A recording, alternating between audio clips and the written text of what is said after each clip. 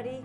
I'm Suzette Martinez Standring, and welcome to It's All Right with Suzette, a half-hour talk about the craft of writing. And we have a great guest today, Liz O'Donnell, who is the founder of the nationally acclaimed blog, Hello Ladies. And it's a wonderful website written at the intersection of feminism and life. And it's a news and information source for smart, busy women about things that matter, whether it's work, politics, parenting, news, or shoes. Her blog, Hello Ladies, has received awards and has been described as Blog of the Year, Voice of the Year, a must-read, and one of the top 100 websites by such national sources as Stevie Awards for Women in Business, Blog Her, Forbes Women, The Huffington Post, NPR, Political Junkie, and many more. And today, we're here to discuss her very well-received new book, Mogul, Mom, and Maid, The Balancing Act of the Modern Woman. So I want to welcome you here, Liz. Thank you for having me. It's wonderful to have you, and I think that this is such a universal topic. I mean, it's in the news all the time. You and I discussed about how maybe people can almost tire of the subject, but in my opinion, it's ever urgent, ever evolving. So, you know, in your book, Mogul, Mom, and Maid, can you tell us about what you wanted the reader to take away from your new book? Certainly. I describe the book as part girlfriend book. You know, I think there's an element of it that I wanted women to understand that they're not alone. You know, we don't always talk about what's broken in our lives. I mean, we might get together over a glass of wine and, you know, complain about a few things, but we don't really talk about that. I think we're bombarded by the media, by messages that, you know, every woman is perfect, so we hold a lot of it in. So part of it's a girlfriend book. I wanted women to really say, oh, I'm not alone, and open up that dialogue. And part of it, I call it a cautionary tale for businesses. I want businesses to understand that this is what half of their workforce is going through, and this is why women aren't necessarily driving at that corner office the way we might have expected they were going to be. And so they stand to lose out on this incredible talent force if they don't understand and then adapt the workplace. I think it's great. You know, Mogul, Mom, and Maid, it really covers three major areas of a woman's life. So, you know, let's take the career path first. What do you think are some of the biggest obstacles that women face? And, you know, you mentioned things that prevent that talented work pool from moving forward. You know, what would, you know, I read your book. I think it's great. Thank you. So, you know, tell us a little bit about those challenges and what the workplace might do to kind of change things. Yeah, we try to break that down. Yeah. I think one of the biggest barriers women face is subtle discrimination. I think many people believe that, you know, we've achieved equality. There are women in the workplace. You know, we do have female CEOs. You know, we discussed the handful of them, right? It's only 14% of the Fortune 500 that are led by women. So I think people think that everything's okay, it's done. But there's a subtle discrimination that women face. There's a recent study out by Deloitte called Covering Up, and it's about how we cover up being working mothers. I mean, different groups cover up different things, but how you cover up, you don't talk about your children, you might not display photos, you're worried about fitting in with a male-dominated culture. So I think that's a big barrier, that we think it's over, so we're not pushing as much, or the workplace isn't adapting as much to us. And I think we have a workplace culture that's still focused on showing up. It's about FaceTime and it's about hours worked. And so many companies, I think, have what they call workplace policies, but they don't really have they don't have flexible cultures. So they still expect you to be in the office. There's a story about a woman in the book who leaves at 4 every day to go home and pick up her kids, and she leaves the light on in her office in hopes that nobody notices that she left a little early. But she might be getting in at 8 in the morning, and she might be on email from 8 p.m. to midnight. So I think that's part of the culture hasn't adapted either. So, you know, when I read the book, you're trying to push the point that productivity is not necessarily connected to FaceTime, and that the corporate culture has to be more supportive of parenting with more flexible schedules, and yet it's really difficult because there's also, you mentioned, a bias that it always seems to fall on the woman to take care of sick kids or run to emergencies, whereas men are not given flex time or the same kind of consideration. Right. The schools still default to mothers. You know, I'm the sole breadwinner in my house, and my husband's home, and he's 5 minutes down the street from the school. But when my son is sick, the nurse calls me. You know, and I say, I'm an hour away by train. He's 5 minutes down the road, and I know I filled out all the forms to say call him, but the schools default to mothers, and I think the workplace defaults to mothers too. They assume that the woman in the office might not be able to travel, you know, or take a plum assignment. They're not thinking about that about men. When Marissa Mayer took over as the CEO of Yahoo when she was pregnant, so much discussion about how was she going to do it. Her predecessor had 3 kids. You never would have heard about that. I mean, it wasn't a factor. Right? You know, at the end of a lot of chapters, you have suggestions.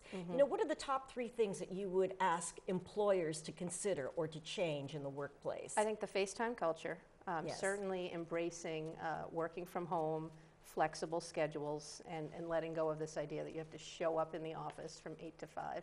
And I think behind that is not just allowing people to call in for conference calls, but really creating a culture where that person who calls in isn't the freak, if you will, who's calling in from home. You know, people are trained to speak into the phone, to send agendas in advance, all that stuff that goes behind it. So I think the flexible policies is one. Equal pay, I mean, it's just, it's an economic issue now. It's not a woman's issue. When you have, 60% of women are breadwinners. 40% of households in the U.S. now have a primary breadwinner who's a woman. So if you're paying a woman less just because she's a woman, you're really hurting the economy, right? And you're hurting families. So that to me is just get rid of that policy, right? There's a real mommy penalty where companies are paying women less.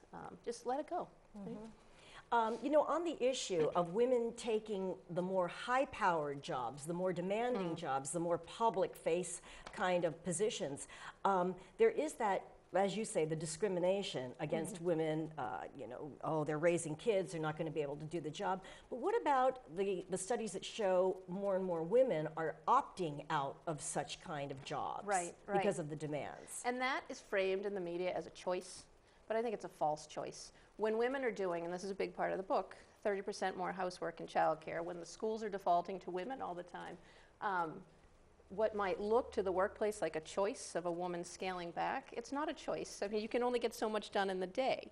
Right. And if all of that's still falling to you, if the media is still telling you that that's your responsibility, if social pressures are there that, you know, if your child doesn't show up for school looking perfect with packed lunch and snack and all that, that's on you, it's not on him, then it looks like a choice, but it really isn't, right? Because it's all falling to the woman. Well, I do think you do make a very good point because, you know, when corporations are requiring, let's say, 60 hours of face time, when the same kind of work could be done elsewhere in a more flexible kind of environment, then it is difficult to be present, to fill that requirement. Right. You know, and to be able to excel and to move into a greater position when that is a requirement. If I can go back to the opting out for a minute. Yes. I don't think in this economy, you know, I think it's a very small percentage of women who can actually opt out in this economy. We need, you know, a woman's income. And now I forgot what I was going to say. What is my point about that? I don't remember what I was going to say, but I do want to make the point that I don't think people are opting out. I know what I was going to say. What I was going to say is the women I met are saying, I don't necessarily want the corner office anymore because it's too hard. They're saying, I want to work really hard. I want to achieve. I want to do a great job. I want to be a contributing part of the workforce, but I can't do it at 40 hours because we all know 40 hours is really 60. You know, I can do it at 30, which will then be 40. Yeah. Oh, good point. Yeah. Good point. Yeah. And then the second area, major area of a woman's life, mom, being a parent. You know, how far have we really come since the 1960s and the evolution of women? Yep. And, you know, where are we with regard to the shared responsibilities of home life? We've come really far, but we started on a really low base. So men are doing much more housework, I don't remember the exact percentage, than they ever, and childcare than they ever have before, but they started at such a low percentage that you're still seeing women doing 30% more housework and childcare, and that's according to the Census Bureau. They do a time use survey. So that was why I started the book. That's why I wrote the book to begin with. I was curious. I was hearing from so many friends and women in my social circles who were, you know, had adapted their schedules to pick up their kids at 3, but were still putting in 30, 40 hours. and they were getting home, helping with the homework, making dinner, and then their husbands were coming in and saying, "What's with the mess?" And I thought, why is this all still falling on us? And I like to say that gender in 2013 shouldn't dictate who brings home the bacon and who fries it up in the pan. We all have unique strengths. But I don't think as a society we've accepted that some women are going to go to work and some men are going to stay home, or they're going to do both and they're going to share. And on the home front, when it comes to parenting and shared responsibilities, what do you feel that we as women do that hold us back from, say, creating a more equitable environment? What are we doing wrong? It's a great question, and I hate to blame the victim, but there are a couple things I see. There's maternal gatekeeping that's going on, right? There's the, I can do it better. And I think, for me that started, I thought I was in this great equal relationship. We always knew I'd be the breadwinner and he'd be the homemaker. But you have a baby. He's not having the baby. You have the baby. And then you want to wake up with the baby and feed the baby. And you want to be with the baby. So right there, I saw for me, it starts to separate. And I see that for other women as well. We can do it better. Just forget about it. I'll get it done. I don't like the way you vacuum or do, stack the dishwasher or dress the child. So we take all that on. Not all of us, but I think that's one issue. And negotiation, I think, is the other issue. We hear a lot about how to negotiate in the workplace, but no one ever talks to us about how to negotiate at home. And I think it's one thing to sit down across the conference table from the man you work for and say, hey, this is what I need. It's a totally different dynamic to sit down, across the kitchen table with the man that you share a life with and say, you're not meeting my needs, here's what I need. Why? I think it's, you have to first acknowledge that things aren't equitable, and I think that's painful. I don't think, you don't set out to go into a non-equal marriage. And so when you start to fall into these traditional patterns, I think it's a little painful for women to say, he expects me to pick up his socks. And I think for the man, he's not being a jerk. He's just living the way he's, been raised to live and what he sees on television and in the media and what society expects from him. So I think it's painful. And then the other part is, I think a lot of times when women change their work status, so maybe they were home with the kids and now they're going back, they forget to renegotiate. So maybe their role was to do 80% of the household, but now they're earning as well. And they forget to say, things have to change.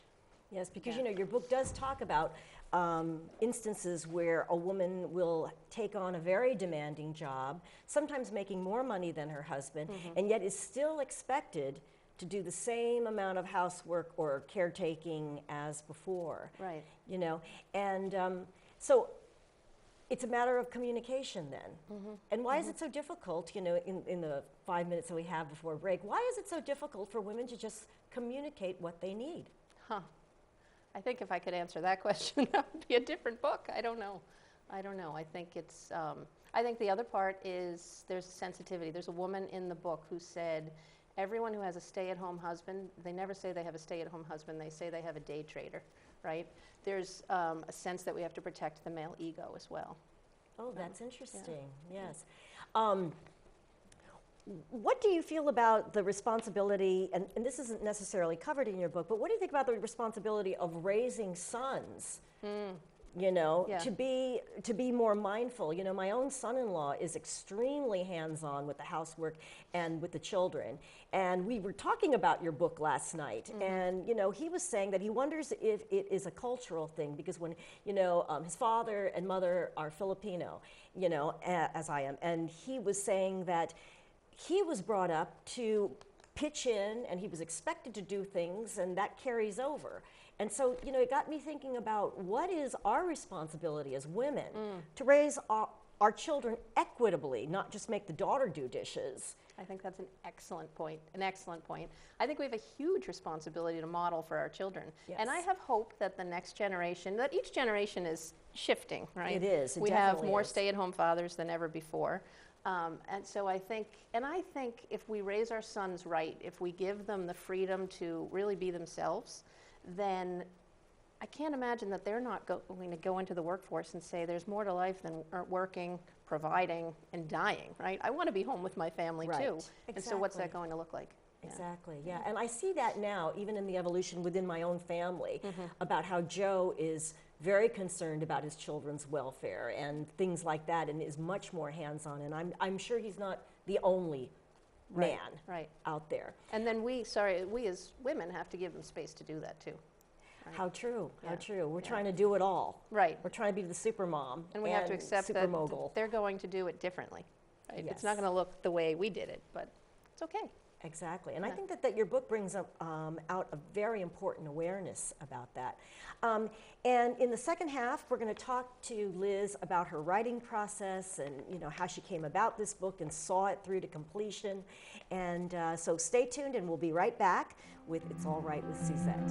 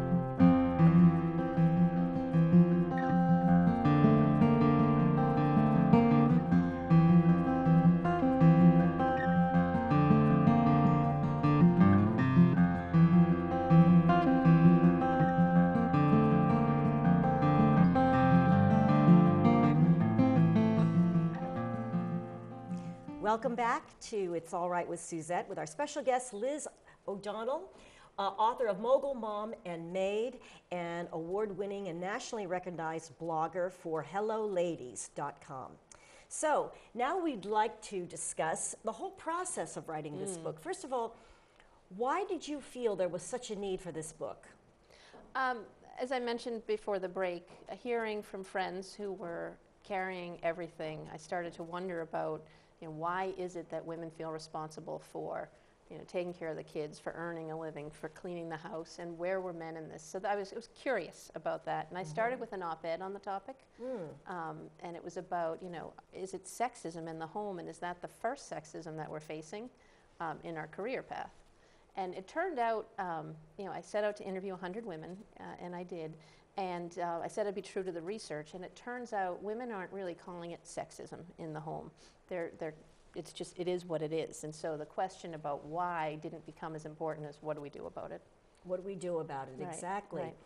And, on the three major areas, Mogul, Mom, and Maid, ouch, right? Right. How did you go about that particular section? I mean, when you talk about the home management and all of that, what approach did you take to writing that section? That was actually the first section that I wrote, the whole housework piece. That was what really interested me. And so I started out interviewing women about the housework and the equity or inequity in the home. And as I talked to women and they started to say to me, Liz, I'm not looking to crash that glass ceiling anymore. I'm not looking for that corner office anymore. It wasn't necessarily the book I wanted to write. As a feminist, I wanted to write a book about, we need to get out of women's way because they're charging forward. And what I heard was, I'm not charging forward anymore. Not everyone. I mean, there are still women who are looking to do that. Course. But a lot of them were saying, I'm okay in the middle because there's so much going on. And when I look at where the return is, this workplace, that isn't that fulfilling, quite honestly, or my family. Yes. I'm going to put my energy on my family. I still want to, contribute. I still want to earn. I still want to have a good job and be a good employee, but not to sacrifice the rest. In putting together your book, you include studies and personal stories of working women. And there are many books written on the topic of career, motherhood, and all the rest of it. How did you decide, how did you come to structure and format your book? How did you decide what was going to take center stage priority and how to tell the story? I really wanted real women's voices to come through in the book. There is a lot out there, especially right now in the past 2 years. We've heard a lot about women in the workplace and working mothers. I think it started with the recession. In 2009, as so many men were losing their jobs, we finally reached 50-50 as far as men and women working. So I think that set it off. And then we had Sheryl Sandberg come out with Lean In, and I'm very grateful because she made talking about equality or lack of equality in the workplace safe.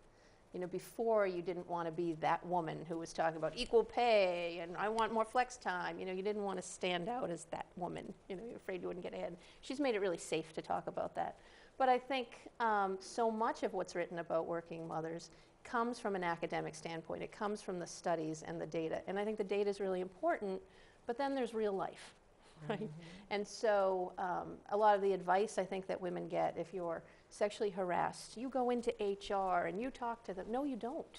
You don't, because you have to recognize that you might not work again or you might be pegged. And so I really wanted real women to talk about their problems. I see. Yeah. Now, in your book, you have a lot of women candidly talking about their lives, their challenges, their marriages, You do not feature the version of men, talking about their perspective. Was that on purpose? It was on purpose. And mainly it was because I am a working mother. And I was writing the book on top of having a full-time job and 2 kids. So I knew I could only tackle so much of the story. And I think, we hear plenty from men. We hear their perspective. They're in the leadership position, so I think they have a story to tell, and I think their perspectives are probably changing over time, as we were talking about earlier. I think men are starting to say, hey, I want this flexibility and this balance, and maybe that's the next book. Now, earlier you talked about how you had started off on the premise, like we all do as writers when we're tackling a project. You started off on the premise that women are charging into the workforce and what is in their way, and it was kind of sobering when you discovered a lot of women were happy in the middle. So as a writer, what happens in that process when you suddenly find it's not taking the form that you originally envisioned?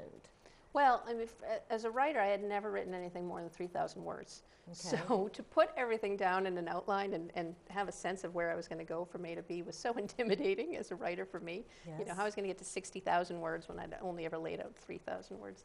So once I got, permission, if you will, or understanding from the publisher that that's okay, Liz, we didn't expect it to go in the outline that you followed, then I was much more comfortable with it.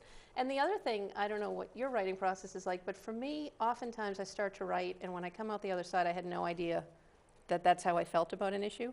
So while it was sobering for me, I really shouldn't have been surprised, because I've been in that place in the workforce. I've walked out on good jobs because the passion wasn't there, or I just, felt out of whack. So, part of me, it was an aha moment. Well, why are you so surprised, Liz?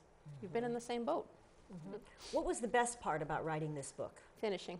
Oh, amen. Amen to that. You know what? I loved interviewing the women. That was the best part. Talking to women. I would, my office is upstairs, and I would run downstairs after every interview and say to my husband, oh, I just had the best interview, and this woman does this, and she said this, and it's so fascinating. Yeah. Now, you had talked about how some women had edited out certain parts, and how did you feel about that when, let's say, the information that you would have loved to have featured is the permission is pulled back? Right. What do you do with that, and how did that make you feel? That was really interesting, because I've either written, essays and blogs, non-reported pieces, and anytime I've done a reported piece, it's as a journalist, and you don't run quotes by your sources. So that was new for me, but so many women were telling me such sort of intimate details of their life. I wanted to say, are you really okay with saying this? So it was rare, the woman who said, please, cut this out or change that. And of course, your ego kicks in, like you're editing my writing. But once I got past that, there were rare instances of women saying, leave this out, and more me saying, are you sure you want to share this? People were so generous with the information that they shared. Yeah. How long did it take you to write your book? I interviewed all through November and December, and then I wrote January, February, and March. Yeah. That's great, 5 months to write your book. Yeah. And I really want everyone to, get out there. This would make a great gift or a great book to read. I've read it. I really got a lot out of it. It sparked a whole family conversation last night over dinner, about gender roles nowadays, and expectations. And really, even it brings up the subject of how do you communicate your dissatisfaction or your need when society in a lot of ways expects women to excel, to be perfect, to be role models, to do it all, you know, have the goodie bags and make the late night corporate meetings and all of that. So Mogul, Mom, and Maid, The Balancing Act of the Modern Woman by Liz O'Donnell. And how can we buy your book? The book's available on Amazon and Barnes & Noble and hopefully in independent bookstores as well. How are you going about marketing it, Liz? We're doing a PR campaign, and there's certainly been interest in the topic, and I'll be speaking at a number of Women's Association events in Boston and Chicago. And how can we find out where you're speaking? Do you have a calendar on Hello Ladies? On Hello Ladies and also on mogulmommaid.com. Yeah. Mogulmommaid.com. Mogulmommaid.com and helloladies.com. Kind of get together with Liz O'Donnell, read her book, and thank you so much for being with us today. It was such a pleasure to talk to you and to share, you know, your talent and your interest, which is certainly universal to all of us, men and women. Thank you very much, Thank Liz. you so much. We'll see you again next time. We're signing off. Thanks a lot for tuning in to It's All Right with Suzette.